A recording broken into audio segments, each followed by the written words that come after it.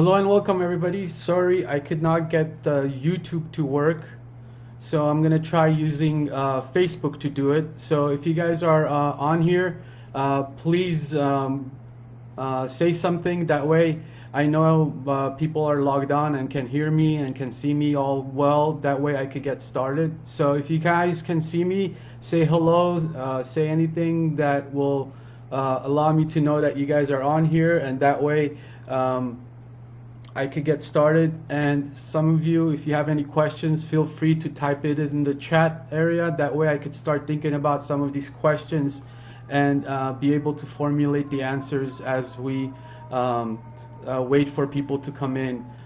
Please go ahead and type stuff in the chat, and I'll wait a few minutes for people to come on.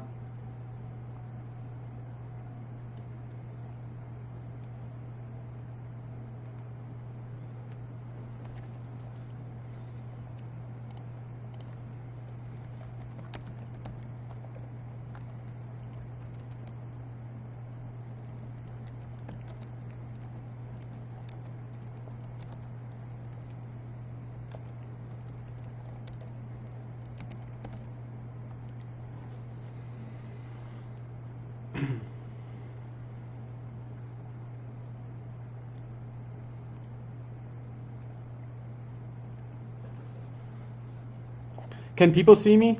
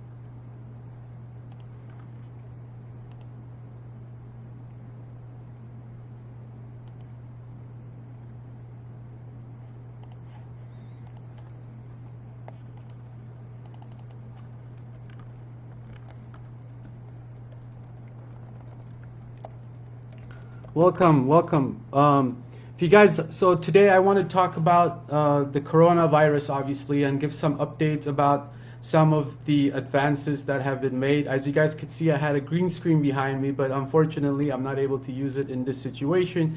So I tried to do Facebook and YouTube at the same time, but it looks like there were some technical issues and some problems with the internet. So I'm going to try to do it live here with this one time and get that fixed up for the next time. So if you guys can hear me, please give a thumbs up. That way I know the audio visual stuff is working. Just say hello. And again, I will be talking about some of the advances on the coronavirus field, including therapies, some of the vaccination strategies, and the new information that's coming in that might be pertinent to you guys. So if you guys can please let me know if you have any further questions or ones that I don't get to address for the time being and or haven't addressed it. So I'll wait a couple of more minutes for people to start coming on. But if you have any specific questions, post it and I will address them as we go along. So if you guys are here in the chat, just say something. That way I know you guys can hear me and see me. So if it's a yes, please say yes or no. That way I have some information and I can go on.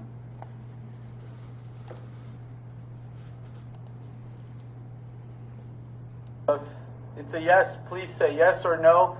That way I have some information and I can go on.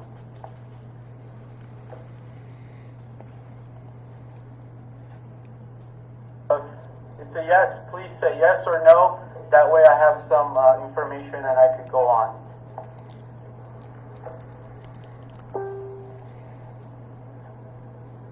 If So yes, please say yes or no. That way I have some. Okay, well, thank you everybody for your answers. So if you have any specific questions, let me know in the meantime. So there are a couple of things that I want to talk about today is, first of all, there has been a lot of new information coming in from studies that are being done in the United States and issues related with the coronavirus in terms of data that we're collecting. Now, one of the important pieces of data that has come out has to do with the mortality rate that we are seeing within the United States. I know there was a big scare with the mortalities that we were seeing in Italy.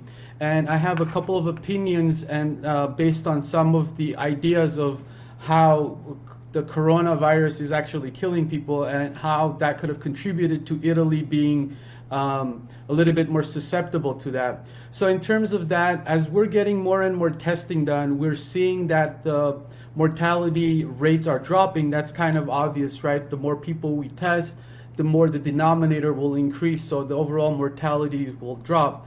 Not only that, but a lot of important governmental forms of initiations have allowed for hospitals to be able to essentially sustain the patients that are coming in. And in fact, there's some good news that, for example, California has started to plateau and has been able to essentially stop the curve from growing exponentially. So what does that mean when we say flatten the curve? This doesn't mean that people will not be dying or we're not going to be seeing any more patients that are sick.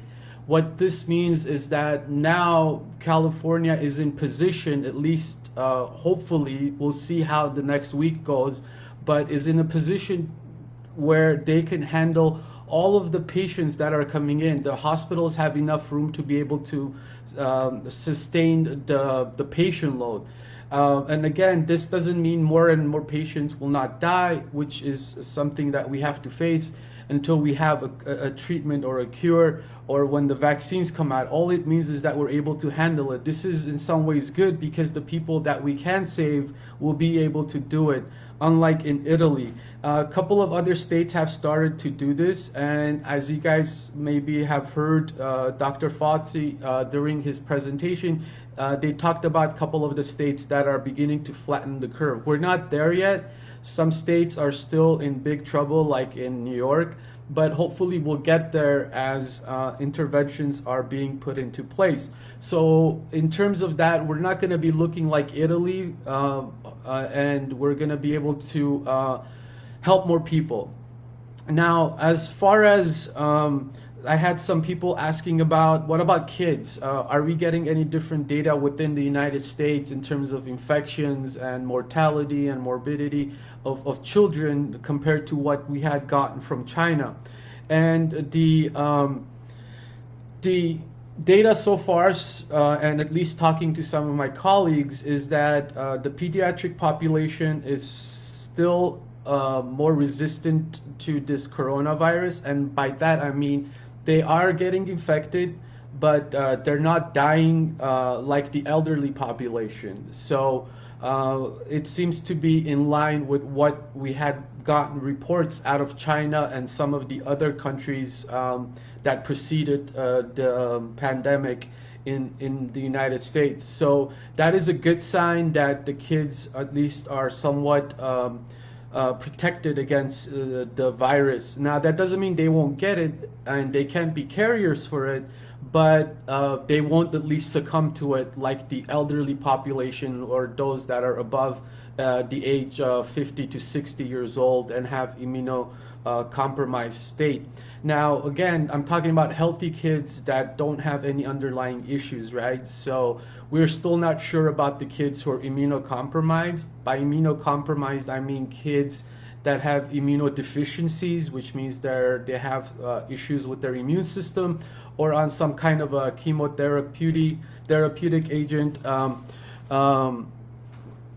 that will essentially compromise their immune system. So for that, so far we're in good shape. Now in terms of kids being carriers, that's still ongoing, right? So even though they don't get sick, they're still silent carriers. In other words, some of them might show a little bit of symptoms, but for the most part, they're going to be asymptomatic. And so that creates a danger for them to pass it on to their grandparents and their elderly family members. So we still have to take the precautions to make sure that we limit our interactions and follow the recommendations that we've been given. Now, the other major question I had been asked is in terms of wearing masks. Are wearing masks necessary? Now, personally, I think one of the reasons why wearing masks is important is that the masks are mostly there to protect us from centrally sneezing out our germs to other people. Now, studies have shown that, those outside of N95 masks, which I am not recommending you guys to go out and get for two reasons. We need those N95 masks for healthcare workers, people on the front line. I have colleagues who are stuck with one N95 mask and that's all they got. And we need to keep them for the healthcare workers. Second of all, these N95 masks are personally fitted. So that means this is one of the reasons I had to shave a beard that I had growing for a while, because when the N95 masks are fitted to your face, if you start having even a little bit of facial hair growing, when you put that N95 mask, it's not going to be protective, right? So unless you have personally fitted N95 masks, they're not going to be as useful for you. So I don't recommend you guys to get N95 masks. But you can get the regular surgical mask if you can. And if you don't have it, that's fine. You could try to put on some bandana or something like homemade when you're going outside. And mostly, again, it's to protect you from spreading your germs to other people. How much it'll protect you from getting other people's germs? Well, the jury is still out on that. There's still some studies done. Now, some people said, well, we got this 6 feet distance rule, but there was a study out of MIT saying when people sneeze, it could travel 27 feet. Well, yes, theoretically, when you sneeze, you could the droplets could travel 27 feet. Does that mean we have to keep a 27 feet distance? No, right? Unless you are really deep breathing and just sneezing your brains out, chances are it's not going to travel for 27 feet, right? A normal sneeze. And if somebody is purposely taking a deep breath and just sneezing their guts out without covering their nose and mouth with their elbow, that's just being inconsiderate, right? And so we have to, as humans, have some common courtesy to cover our face and our nose and mouth with our elbow when we're sneezing or coughing. So if we do this, I think for the most part we'll be protected and the masks are not going to serve that much of a purpose. But if it makes you feel comfortable when you're going outside, please wear a mask. Now, having said that, the general tendency is that when people wear masks, they stop being careful. What I mean by that is when you're wearing a mask, you don't want to be touching your face, your nose, or your eyes, because that's where you're going to get the infection from. So most people who wear a mask feel a little bit more comfortable and are not as careful about not touching their face, their eyes, or their mouth. So please make sure, even when you're wearing the mask, remember it's not protecting your face or your eyes. So make sure you don't bring your hands close to your face or your eyes, and take really good precautions in terms of that. So please follow these guidelines and we will be doing okay. Now, the other thing is, right now I will talk a little bit about the medications and some of the vaccine developments. But the number one medication and tool that we have for fighting corona is social distancing. And I can't stress enough how important it is to stay home unless it's absolutely necessary. It's been proven over and over through multiple ways that when we do social distancing, we prevent the virus from spreading and having new hosts to grow in. So this is the best cure we have right now. And it is the easiest thing to do, right? You don't have to take a medication. You don't have to take any sort of, intubation. We don't really have to do anything besides behavioral changes. I know it's tough. I know people are getting burnt out about staying home, but we're in this unfortunate situation, and the least that we could do is control our behavior and be able to essentially follow the social distancing rules and guidelines, right? And if we do that, I promise you the virus will eventually burn itself out, and it will be the best tool that we can use to fight until we have the vaccine, until we have better modalities of treatment. Now, if you have any questions, I'll take a look at some of these questions here and see what's going on, and then I'll continue on with some of the stuff. It says a colleague mentioned that about 1/3 of COVID-19 cases that end up are patients between. Do you have any data and thoughts on this? Well, so far, I don't know exactly where this person is from, Edwina, and I apologize, but so far in the United States, the people that we're seeing that end up in the ICU are essentially the elderly population. It doesn't mean we don't have young patients. Some of those patients could have pre-existing conditions that for whatever reasons don't get reported. And remember, this is reporting done as much as it's possible, so sometimes things do get missed. But for the most part, we're seeing on average the same sort of levels of ICU admissions as been reported, which means it's generally the elderly population. And then the other thing I think that goes along with your question is that, well, are young people also getting intubated? And something that I want to talk about in terms of the importance of intubation and why intubation is done. People are generally under the impression that when somebody's intubated, that means they're not able to breathe on their own or are in a coma or whatnot. But in the case of the coronavirus caused complication, which is called ARDS, which stands for acute respiratory distress syndrome. Now, what happens in these situations is that fluid is built up in the lungs. And when fluid is built up, the person's lungs are not able to expand when they're inhaling, right? So in order to help assist patients in being able to breathe, we intubate them and we do what's called PEEP, which stands for positive expiratory end pressure. So when the person is exhaling, the machine pushes in extra pressure of air in order to prevent the alveoli, which are the small units in the lungs, from collapsing, because these people's lungs are filled with fluid. So when you normally inhale, these alveoli expand to allow air to come in and exchange the oxygen for carbon dioxide. But when people have ARDS, the fluid that's filled in the alveoli prevent them from being able to open up. So when we do PEEP, what ends up happening is that we provide extra pressure when you're exhaling so that these alveoli don't collapse all the way. So that when new pressure of, when the person breathes in air, inhales, that new air is able to go in there and open up the lungs. So the intubation isn't necessarily because the patient can't breathe, but it's a form of treatment.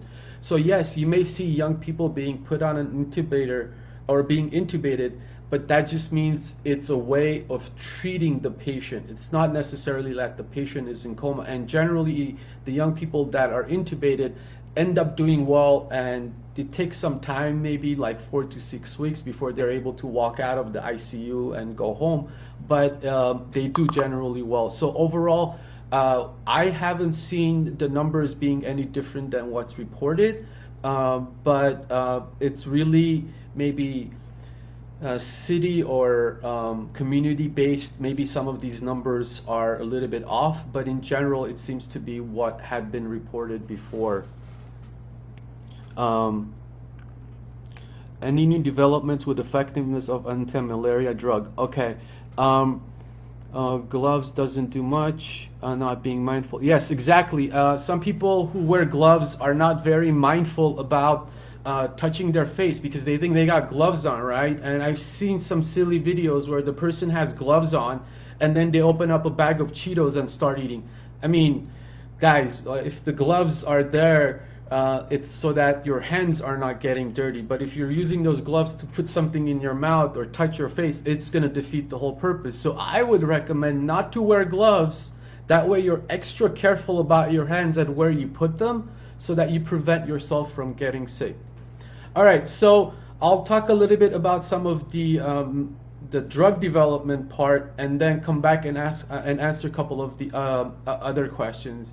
So there's been a lot of development on the drug developmental part. Again, you guys have seen me arguing a lot on Facebook about hydroxychloroquine and chloroquine along with azithromycin being an effective drug.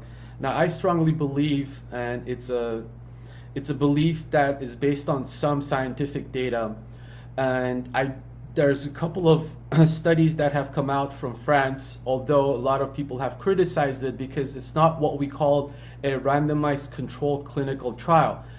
A randomized controlled clinical trial is the absolute gold standard that we use to tell whether a drug is effective. And what does that mean? What it means is we take a group of people and we give them the drug, whatever the treatment is, and then we take another group of people who have the same disease and we give them placebo or the standard of care, right? In this case, not give them the drug, but maybe do intubation, symptom support. And then we compare these two groups to see whether giving the drug does better or worse, right? And by that, that's the most controlled study, so we can know if the drug is effective. Now, the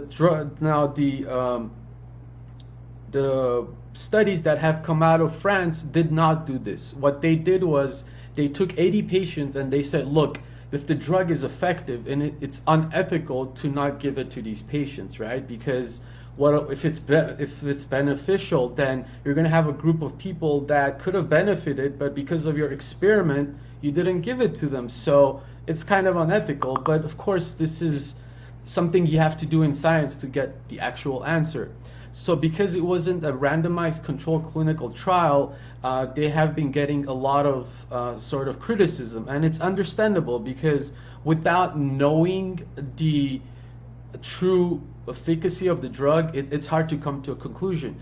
And in their studies, they had a few patients drop out, that. But they did show that when they gave the patients hydroxychloroquine along with the antibiotic azithromycin, the patient's viral load, which means the amount of virus in their system, decreased significantly within 6 days. And the patients that they gave it to was those that were early on in the disease, right? And so that's the other criticism is, do we start giving it to patients early on in the disease, or do we elect to give them to the later stage people? Right now, even though the data is very sort of wishy-washy, most hospital systems are using the hydroxychloroquine plus azithromycin as one of the drugs for treatment. And there are currently clinical trials going on as we're giving patients these medications to see the efficacy. And in fact, there was a company recently awarded close to, I think, $75,000 to $80,000 to test using a real randomized clinical trial the efficacy of hydroxychloroquine plus azithromycin. And based on the award, they should have an answer within the next 3 weeks. So that would be a definite answer whether it's effective or not. But having said that, anecdotal experiences from physicians all over the countries have said that they're seeing benefit. Now, the other drug that has gained a lot of popularity is called the drug remdesivir. Now, this is a drug that was used to treat Ebola, and it was actually somewhat effective during the SARS pandemic. Currently, it's in clinical trials, phase 2, which means they've tested its ability to not harm people, because that's the first thing we gotta test. And then now, in a smaller group of population, they want to test whether it's effective or not. So there's a multi-international clinical trial started with the group in UC San Diego, and we'll see how that pans out. Now, the third form of therapy, which is kind of exciting and I truly think will work, is what's called convalescent plasma. What that means is that people who've been infected by the coronavirus and have recovered, they have produced what are called antibodies in their blood. Antibodies are proteins that the immune system produces to be able to fight infections, right? And because these individuals were able to recover from the infection, it means they were able to produce these antibodies against the virus. So we got people who fought the infection, are doing well, and now we could take advantage of that. They're essentially our sort of manufacturer of antibodies against this disease. So what we're doing is we're taking their blood, isolating these antibodies, which is part of the plasma layer of the blood. We isolate these antibodies and inject it into patients who are currently sick. And in fact, Houston Methodist has already started injecting these, and Johns Hopkins already has clinical trials started with that, but Houston Methodist has already started injecting patients. So we should be seeing results really quickly whether this convalescent plasma is actually working. And it's exciting because this could have immediate help on the patient, right? So these are the three major sort of branches of therapies that are currently being tested. There's a bunch of other drugs already being worked in the background as well, but in terms of being the most ahead of the game, it's these three, right? Let's see, cases, someone. Very good question. In terms of the whether repeated, are there cases of people being reinfected? Now, one of the ways to answer that question would only be possible with the current testing kits that have been developed, right? So let's talk a little bit about how we actually test for COVID-19 before I get into that question. So COVID-19 is a virus, it's an RNA virus, and so the first types of tests, clinical tests to see whether somebody has the infection or not, you would do a swab of their nose, and then from this we would be able to isolate the RNA or the genetic material from the virus. And by isolating the genetic material, we would then use what's called polymerase chain reaction, or PCR, to detect the genomic material of the virus, because the virus has a unique sequence of genes that's only common to the virus. So we could amplify it. And if we amplify and we see that there's a positive signal, it means the person has the virus. If we amplify it and there's nothing, that means the person is negative, right? So those were the initial testing kits that were developed. That will tell you whether you have the infection or you don't. But it can't tell you whether you've had the infection and now you've cleared it. In other words, if somebody had an infection, they cleared it, and then now they're being tested and they show up negative, we won't know if they've cleared the virus before, right? But now what we have are what's called ELISA tests. ELISA tests measure something else, right? So I remember I was talking about antibodies. Antibodies are proteins that the body uses to fight the infection. So there are two kinds of antibodies, IgM and IgG.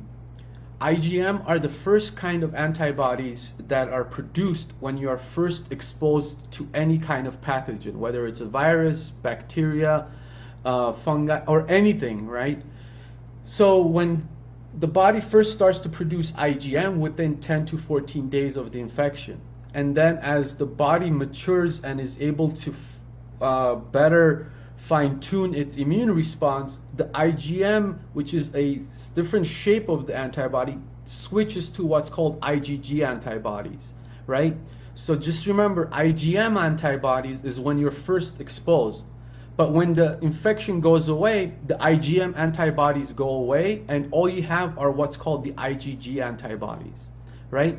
So just to summarize, when you get first exposed to the virus, you build IgM, and then as the infection continues and you fight it off, you switch from IgM to IgG. So now what we could do is take patients and measure their IgG levels against the coronavirus. If they have IgG against corona, but they don't have IgM, it means that they once had the infection and they cleared it. But if they have IgM, it means it's their first exposure to the virus, right?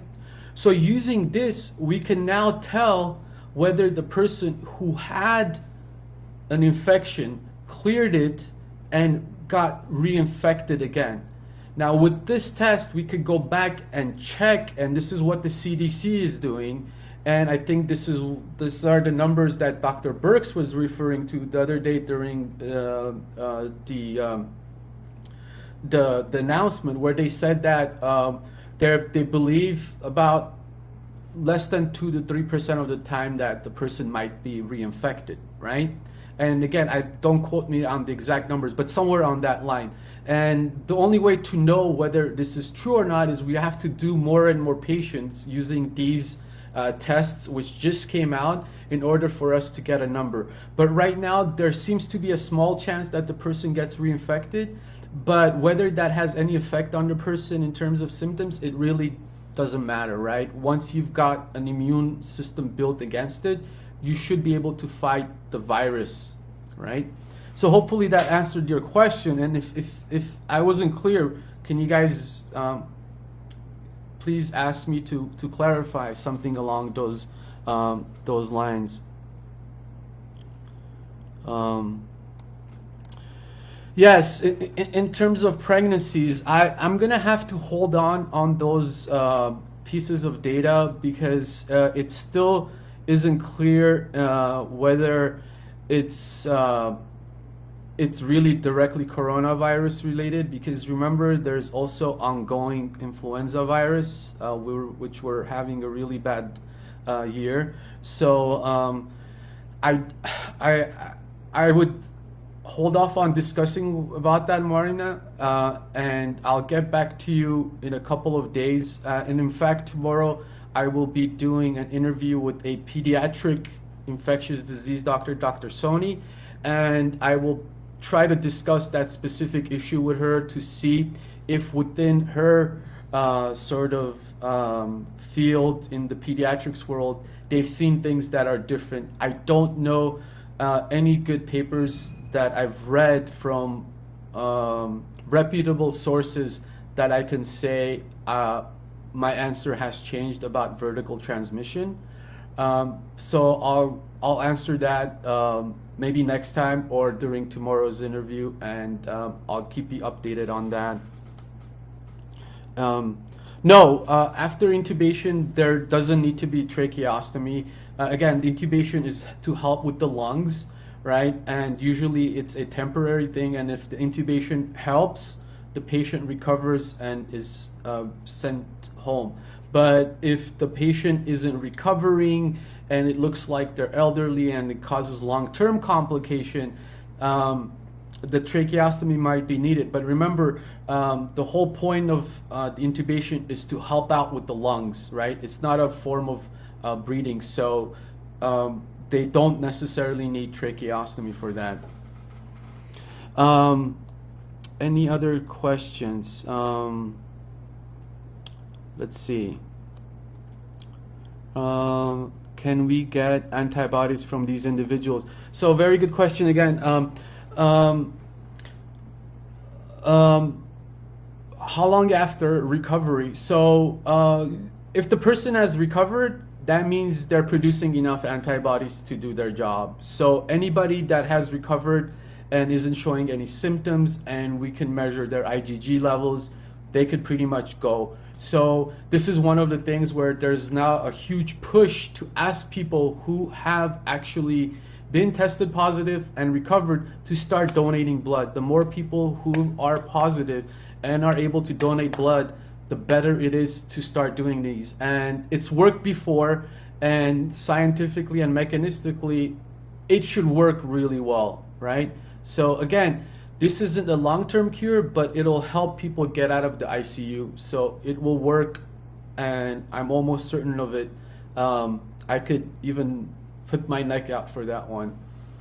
If an anti-malarial may be helpful for COVID, is there at all a correlation that if a patient is due, they may not be impacted as much by the virus similar to malaria? They wouldn't be... Okay, so good questions. Sorry. So just to not to confuse people too much, but the anti-malarial drug that she's talking about is hydroxychloroquine, right? That's the one we use against malaria. And so whether if you are I don't want to confuse people, but whether you are G6PD deficient, this is an enzyme that's involved in metabolism in the body, and certain individuals who have a mutation in this can't take hydroxychloroquine. No, I don't think if you have the mutation for this, it will make you more, let me see, are you asking susceptible or resistant? No, there's no correlation going either way, whether it's susceptibility or resistance. And there's no data out there that suggests going either way. So I wouldn't say you're a higher risk or lower risk. Depending on your age and your other comorbid conditions, you will fall into the normal age category, in the normal general category of people. So hopefully that answered your question. Let me see. As far as testing goes, the hospital my lab is associated with has a workflow where they test the nasopharynx swab for flu and RSV. If the patient tests positive for one of those, the foreign testing, isn't there still the... Yes, in fact, so that's another good question. We are seeing patients that are coming in being tested positive for both the flu and the COVID-19, right? And it doesn't mean that if you are positive for the flu, you're not going to get the others. So those patients are in a bigger, let's say, trouble because they got two infections going on at the same time. And that sometimes confuses people because, you know, right now, some people, when they come into the ER with these symptoms and they test positive for the flu, most doctors are like, well, the person has flu, should we really test them for COVID-19? Well, yeah, they could have two infections going on simultaneously. So absolutely, both should be tested. Do you anticipate the virus changing form by fall or winter? So studies from certain groups have demonstrated that changes in the weather pattern could potentially affect how much the virus will spread. In other words, it seems that the virus doesn't like warm and humid. So, and the data from that comes from studying different regions in China and looking at how fast the virus spread and correlating that with the humidity and the average temperature, the weather temperature in those areas. And what they were able to see is that the warmer and humid areas had lower transmission of the virus versus the more colder and less humid areas. So now from that, they sort of extrapolated to the idea that maybe when the summer season comes along, when there's more humidity and it's warmer, that the virus transmission will decrease. And we're hoping that happens because that will really help us in terms of flattening the curve. But what that means is come winter, we might start seeing the spike, right? And this will happen. And again, you guys should be aware and mindful and should not be a surprise to anybody. Coronaviruses are not going to go away, this one especially. And we're going to have to deal and learn to live with it until the vaccines come around. So we may be able to sort of slow down its transmission and flatten the curve in the next month or two. And hopefully the summer weathers will help. But come winter, October, November, we will start seeing a rise in more people getting sick and going to the hospital, right? So we will see a peak coming up towards the winter seasons. And hopefully by then we will have better treatments and know more about the virus. And hopefully come next year around this time, we will actually have some kind of a a vaccine to make sure that we're able to combat this cyclical pattern of these viral infections. When do you think the peak will really occur? Okay, yes. So hopefully that answered your question. Okay, very good. The BCG vaccine, right? So this is something I had read about earlier, and I'm excited that now there's a new study which really. Okay, before I say about the BCG, let me answer the quick question. What does COVID stand for? So COVID stands for coronavirus disease, right? And it's called COVID-19, meaning coronavirus disease, CO, corona, VI, virus, disease, D, 19, because it started in 2019, right? So it's the name of the disease, right?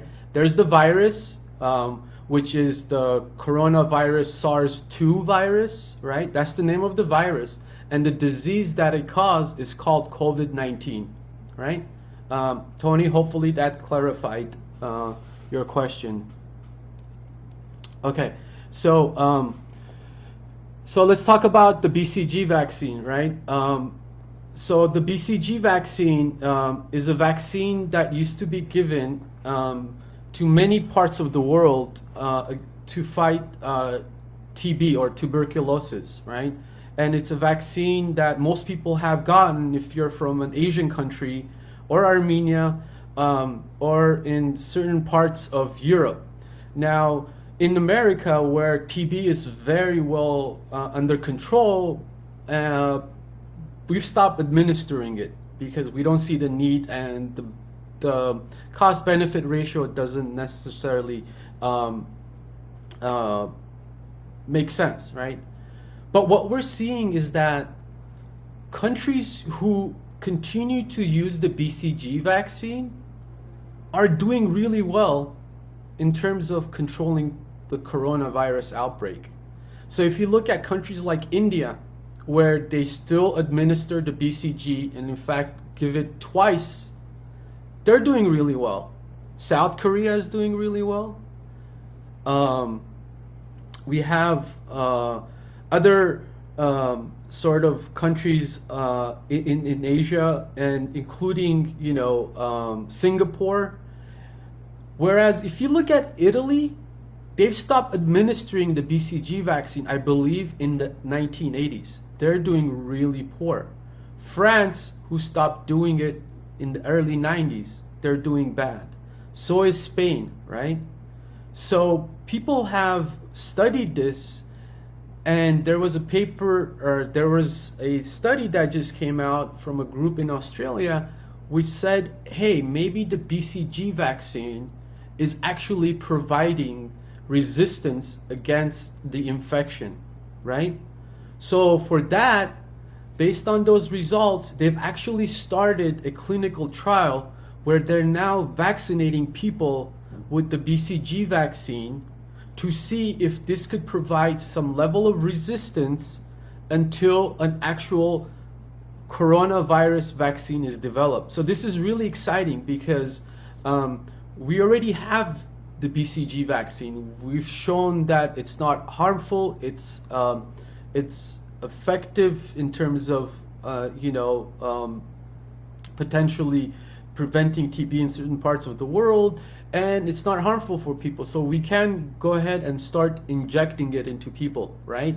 So if this does turn out to be true, then it could be a nice sort of stopgap between what we don't have now, which is any kind of a vaccine, until we actually develop a vaccine against coronavirus. Do you think the vaccine will be mandatory for going back to school, traveling abroad? So let's talk about the vaccines that are currently developing before I answer that. There are currently 2 major ongoing clinical trials. One of them was started earlier last month, and then Johnson & Johnson partnered up with Harvard investigator on a $1 billion mission to fast track another form of coronavirus vaccine. And there are also a couple of other private companies who are racing to develop this. So this is happening at very lightning speed, right? So people are really working hard to develop this, and I absolutely think everybody needs to get vaccinated, and especially kids, remember, because they could be carriers without showing any symptoms, and look what happens in the world when we don't have a vaccine, right? And it doesn't take many people to start this brush fire, which leads to a global firestorm that we're experiencing right now. So yes, absolutely, people should all be vaccinated, and it shouldn't be mandatory. It should be out of everybody's own, will to go and get vaccine, because look what happens when we don't have a vaccine for such a thing. And in fact, if more and more people stopped vaccinating against the flu, we will have a bigger pandemic on our hand, because the flu is more deadly and can cause a lot more problems, right? So thankfully, enough people get the vaccine that we're able to contain it. Even though this year we've had close to 40,000 people die from the flu, right? And there are people who can't get the vaccine, and therefore, we need to protect those people. We got the immunocompromised, we got the elderly who sometimes the vaccines don't work well. And so as a result, we absolutely need for everybody else to be vaccinated, right? Now, I think I've answered most of people's questions. So maybe I could talk about a couple of theories about how the disease is progressing and why certain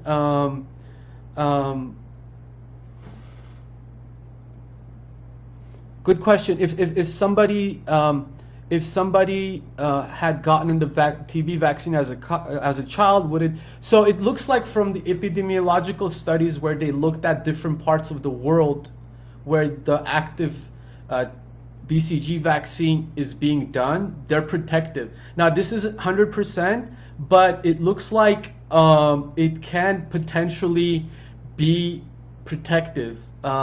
Now, whether they'll need a booster, it's something that needs to be studied, but we'll wait for those clinical trials to come out to make sure this is actually the case. And again, even if you've got the vaccine and it's protective, you should still continue doing the recommendations of social isolation, distancing, be able to wash your hands a lot, keep washing your hands, and be mindful about the distance between you and somebody else, right? Those are always important, regardless if you're protected or not. I'll mention really quickly about the hydroxychloroquine. Hydroxychloroquine, the data is kind of all over right now, and again, I'm a big advocate of that, and I know a lot of hospitals are using it, but we'll wait for the full randomized clinical trials to give us the 100% answer. I think it'll work, but I also don't want to rely on that as just one drug, so I'm excited with the fact that there's multiple other drugs being tested, and I mentioned a couple of them earlier, so that we have second, third lines of drugs to make sure if one of them fails.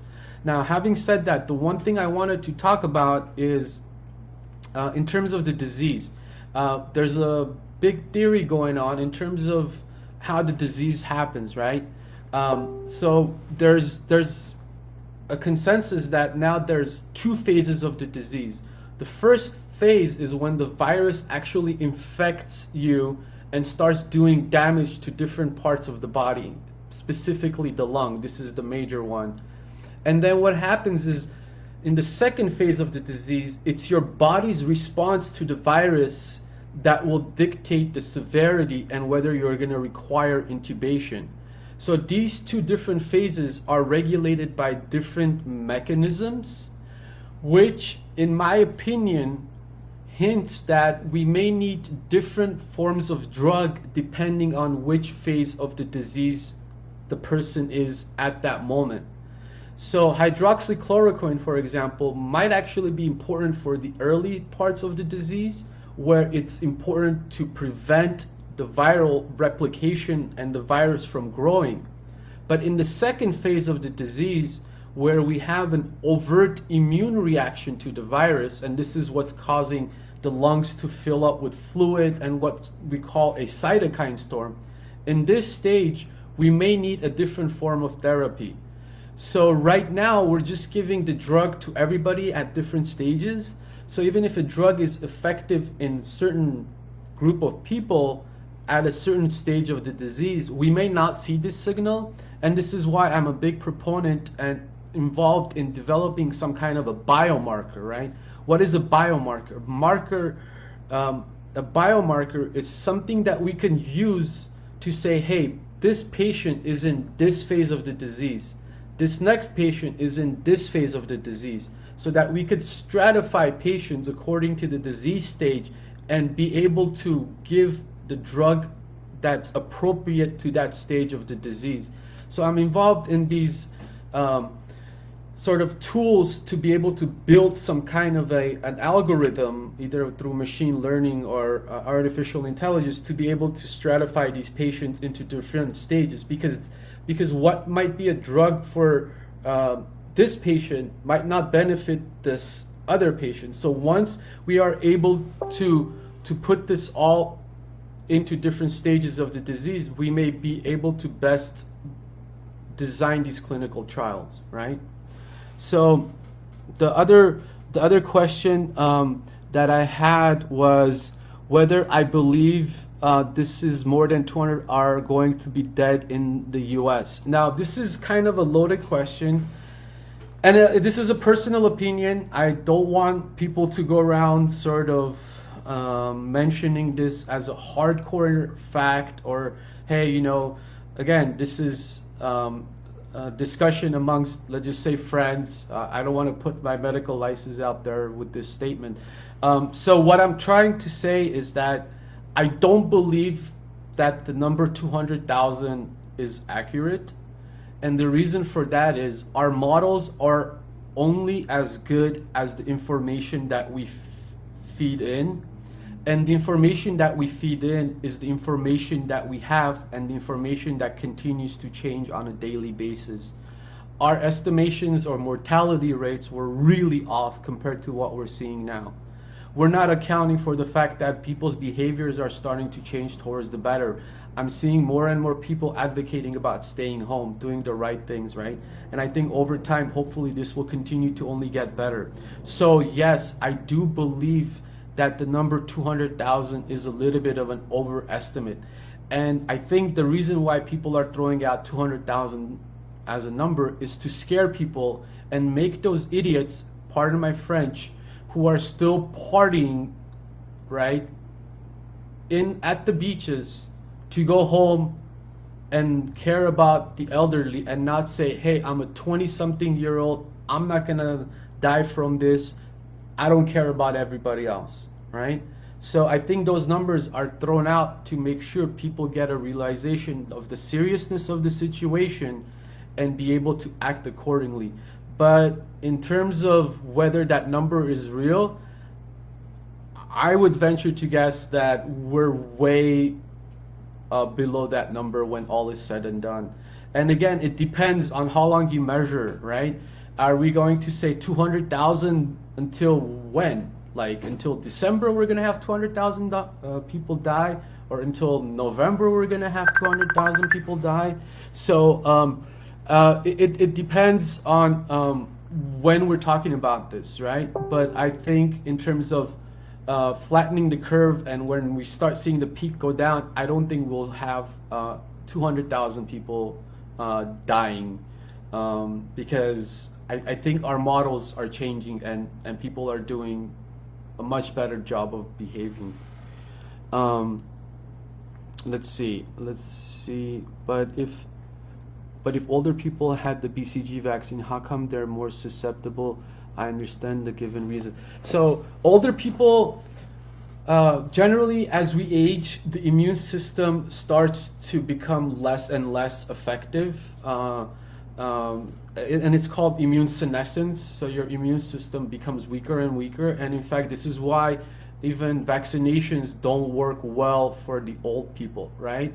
So yes, they might have had the BCG vaccine, but their immune system has become weaker, and hence why they are more susceptible to succumbing to the disease. So that's one of the reasons why even the elderly who've had the BCG, they might be susceptible to it, right?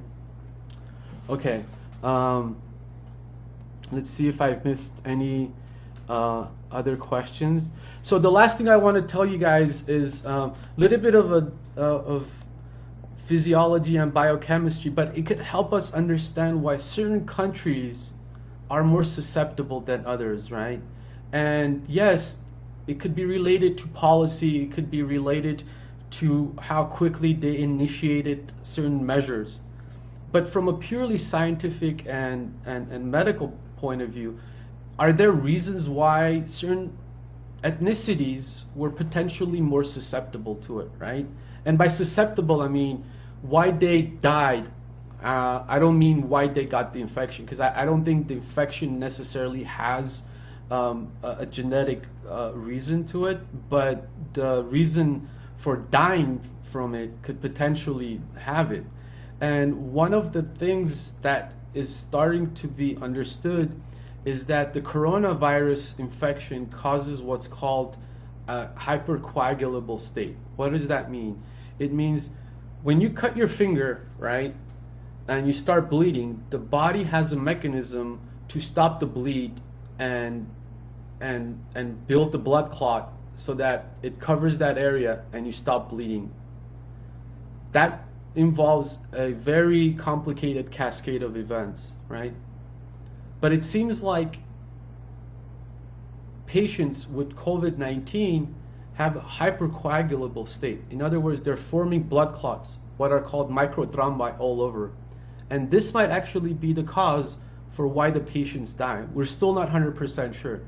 But I was listening to an autopsy of COVID-19 patients that were done at University of Washington. And the theory is that based on these autopsies, that microthrombi are one of the reasons why patients are actually dying.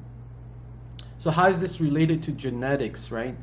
Well, there are certain genetic backgrounds where they have a higher probability baseline of forming blood clots.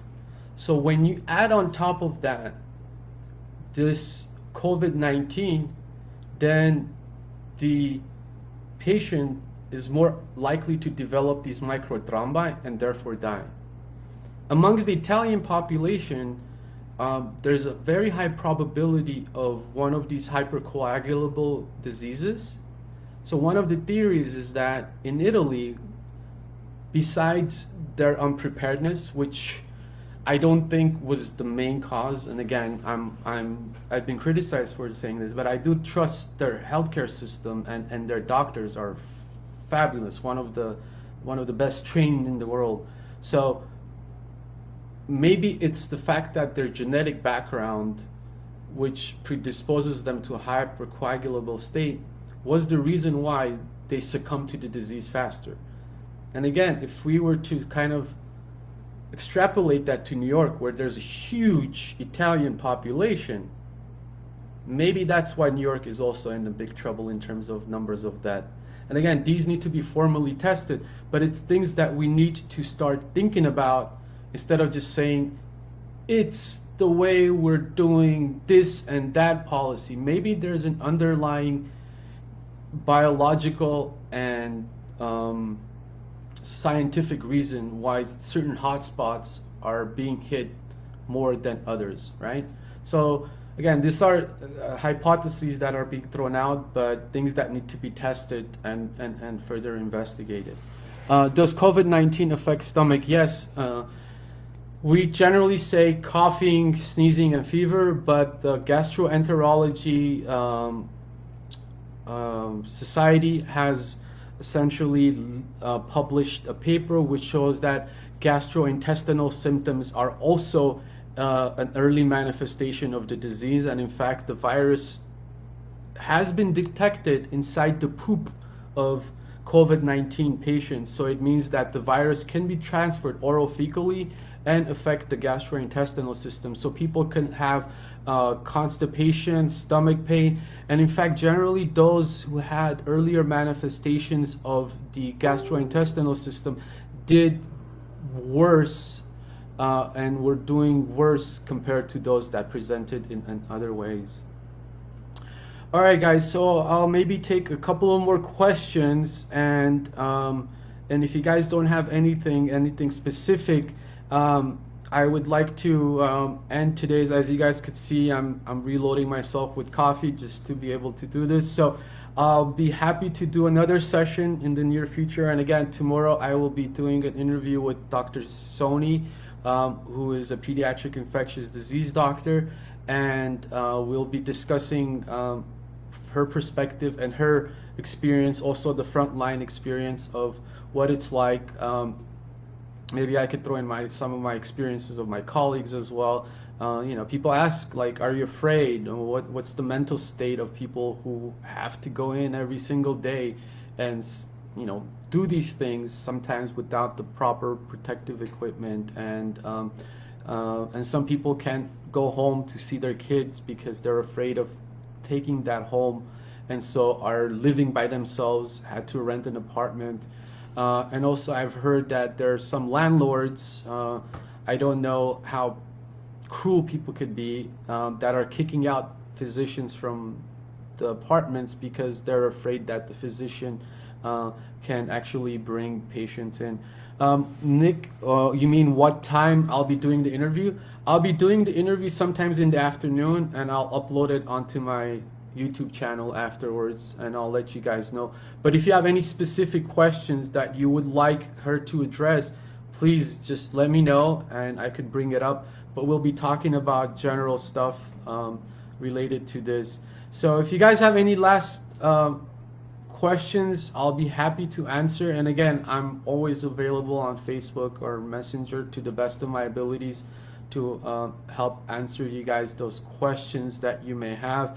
And the one thing I want to say again, reiterate before signing off, is that make sure you practice, please, social distancing. It's the best cure that we have right now. Wash your hands, wash your hands, wash your hands.